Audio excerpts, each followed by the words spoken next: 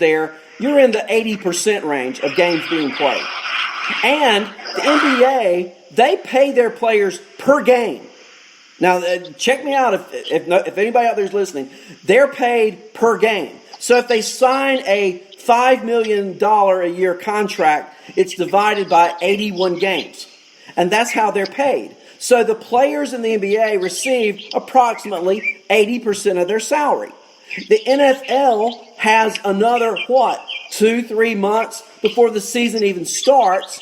They have time to make preparations. Baseball was in a unique window because it clearly smacks right in the middle, beginning, and end of the season. We're the only sport who may cancel, but we're also the only sport where it's affected from start to finish. And so I think baseball could get out of that situation if we talk health. If it's about health, you come out looking good. If it's about money, you come out looking like a bunch of bozos. And that's where we are. Yep. And I think we're getting ahead of ourselves with NBA, NHL, and NFL as well. Because it was breaking on the same day that the MLB owner's proposal to the players came through, I'm a casual hockey fan. I don't even follow a specific team, but I love watching playoff hockey. And this 24-team playoff that they're going to do and not play the last week and a half of the season sounds awesome, and everybody's excited about it, but it's at 2 host sites, hopefully beginning the end of July. The NBA, everybody's excited about. The NBA is going to finish up and play an expanded playoff season at one site, hopefully to begin the end of July. This is 2 months away, and they're hopeful it will start then. And we're saying MLB is the only league not playing. These other leagues aren't playing either as of right now. They're hoping to start 2 months from now. The NFL is considering delaying a season that doesn't begin until September 10th. So I think we got way ahead of ourselves on the projections that baseball might be able to come back 4th of July weekend. It would be awesome, and it's exciting. But if they're playing in their home ballparks, even with no fans, you're talking 30 sites almost a month before other leagues are talking about playing at 1 or 2 sites. It was just unrealistic from the beginning. Well, I totally agree. I go back to what was proposed, Kevin, and of course, a Yankee fan, of course I'd love this, but think about a plan where they were going to put the teams at the spring training sites in Arizona and in Florida, and I know that's a skewed way of doing it. It's not a great way of doing it, but guys, we're in a pandemic. I mean, come on. And I think the only way this happens if we revisit those plans. I think so. I think you got the Pirates, the Blue Jays, the Yankees, the Phillies. I think that group, let's say, they're in a division together. You go down south, you put the Twins and the Red Sox. They're in a division. That way you've got centralized travel. That works. And I'll tell you something else. Look, you can go to Florida right now. And I don't know about Arizona, but you can go to Florida right now. You can walk in a restaurant. You can have dinner. No problem. You can walk into Florida. You can have a haircut. No problem. Ladies, you can go, or I guess you can go get a pedicure. No problem. You can't do that in New York City right now. 100%. And taking the travel out of it is big. Taking it to locations that are less densely populated. And I know there's densely populated cities in Arizona and in Florida, but that's not necessarily where the ballparks are located. The original plan, the blowback was due to being quarantined. They don't have to be quarantined. They can rent a place for 4 months, take their families, but it's just centralizing it and taking all the travel out of it. To me, that's the only way it works, and we just sort of left that one and jump into this wild idea we're going to play in home parks.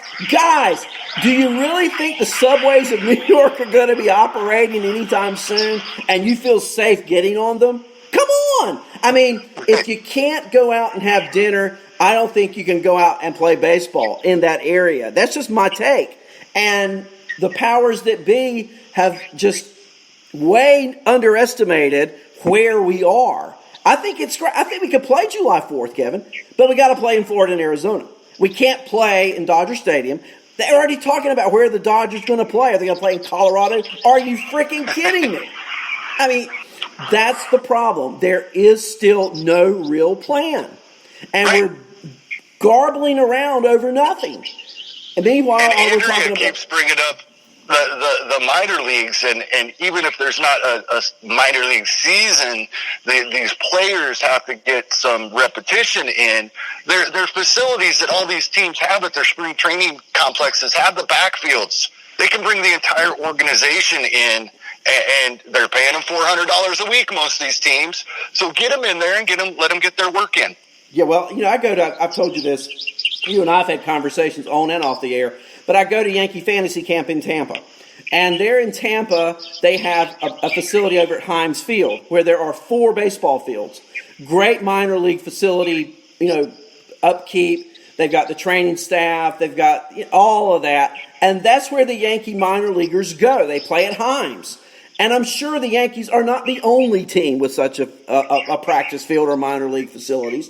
Go there, let the kids play, and if we scrap 2020, let's have, as you say, and I agree with you totally, let's plan beyond now. Let's consider where we are now, but let's make some plans going forward to bring this sport back to relevance and to prevalence and not be, they're a bunch of greedy little son of a guns who want their money and that's all they're interested in. And that's where we are today.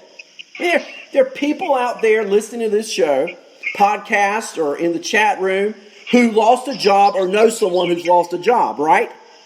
And are we really concerned about someone going from making $9 million to $6 million? I love it. Right. Yep. It's the whole PR of it from both sides has been fumbled from the beginning. But I'm still hopeful and preparing as if we get an abbreviated season.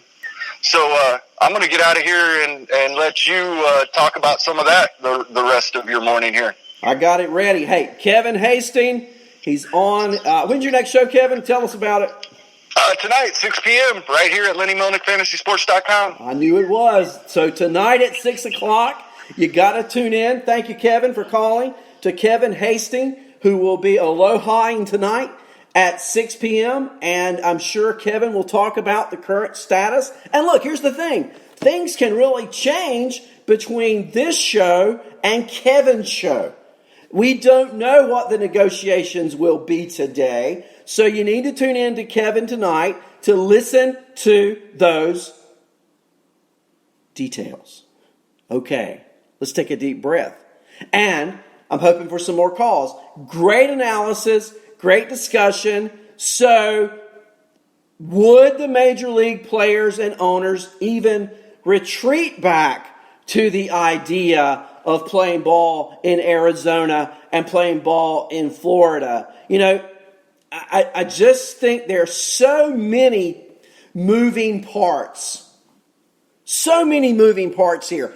And the thing you learn, how many of you guys took algebra in school? And you dreaded it, right? But what you learn in algebra is this. If you don't remember anything else, okay? You need to work on one variable at a time, right? One variable at a time. Nail down that variable and then move on to working on the next variable so you can eventually solve the equation. We haven't resolved one variable yet. Where we're going to play, what the schedule's going to be like, what the salaries are going to be. Resolve them one variable at a time, MLB. Come on. This is not rocket science. This is common sense. And it's time to, let's say, okay, let's deal with the biggest step first. The biggest first step is health. How can we play baseball, if we play, how can we play baseball in the year 2020 with the pandemic going on across the entire nation and promote the health and well-being of our players, of our field workers, and of our fans? Let's nail that down. That has not been nailed down yet. Okay? Because if you don't get past the health issue, then you never get to the other ones. And I haven't seen something that has been totally approved. Okay, I know there have been steps in California and New York, pro scouts, spectators, but do we have a schedule? Have we put teams in place? The answer is no. Let's get a full commitment on the health issue. Because if we can get that commitment, then we can move on to our next issue. Scheduling, where we're going to play, travel. Are we going to play an 80-game schedule? Are we going to now play a 110-game schedule? We can get to that issue only after we address the health concerns first. For example, are we going to screen players at every game? What are we going to do when there is an outbreak? Kevin touched on this on his call. I want to expand on it a little bit. Here's the fear, guys. If we start a season and the health concerns are not addressed, the fear is we play a few weeks, we're shut down, there is no postseason. That would be not a good situation. We got another caller. I'm loving it. It's my good friend and yours. It's the Long Island King, the legend himself, Lenny Melnick. No, it's not.